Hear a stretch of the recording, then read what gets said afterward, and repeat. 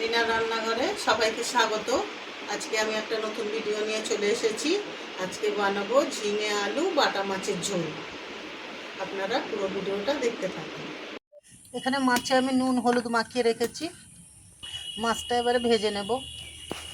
মাছ ভাজার জন্য কড়াই তেল দেবো। কড়া গরম হয়ে গেছে, তেল গরম হয়ে গেছে, এবার মাছ দেবো। মাছটা এবারে লাল লাল করে ভেজে নেব। মাছের জন্য আমি ঝিঙে আর আলু কেটে নিয়েছি। এখানে টমেটো কাটা আছে, পেঁয়াজ কাটা আছে, এখানে কাঁচা লঙ্কা চেরা আছে।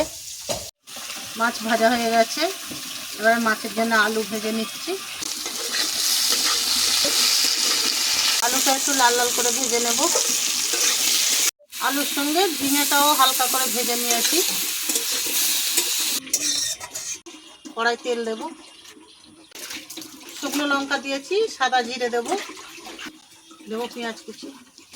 পেঁয়াজটা একটু ভাজা ভাজা করে নেব। পেঁয়াজটা ভাজা ভাজা হয়ে গেছে, এবার আদা আর কাঁচা লঙ্কা বাটা দেবো, আর একটু ভাজা ভাজা করে নেব। হয়ে গেছে, আদা পেঁয়াজ ভালো করে ভাজা ভাজা করে নিয়েছি। এবার মশলা দেব, হলুদ গুঁড়ো, লঙ্কা গুঁড়ো, ধনে গুঁড়ো, জিরে গুঁড়ো, অল্প জল আমি কষিয়ে নেব। নুন দেব।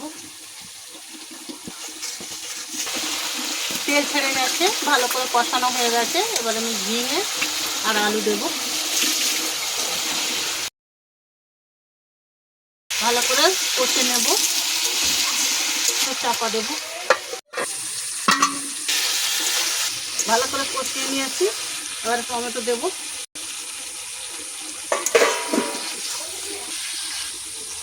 ভালো করে কষা হয়ে গেছে। এবার জল দেব,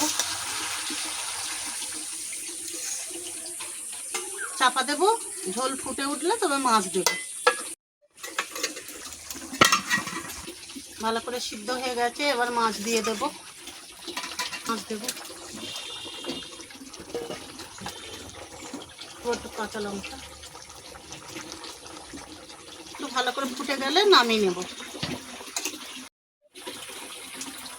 মাছের ঝোল হয়ে গেছে, এবার নামিয়ে নেব।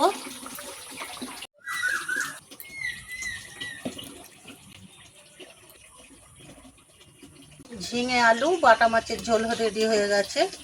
যদি ভালো লেগে থাকে লাইক কমেন্ট শেয়ার করে দেবেন। নতুন নতুন ভিডিও পাওয়ার জন্য চ্যানেলটিকে সাবস্ক্রাইব করে দেবেন।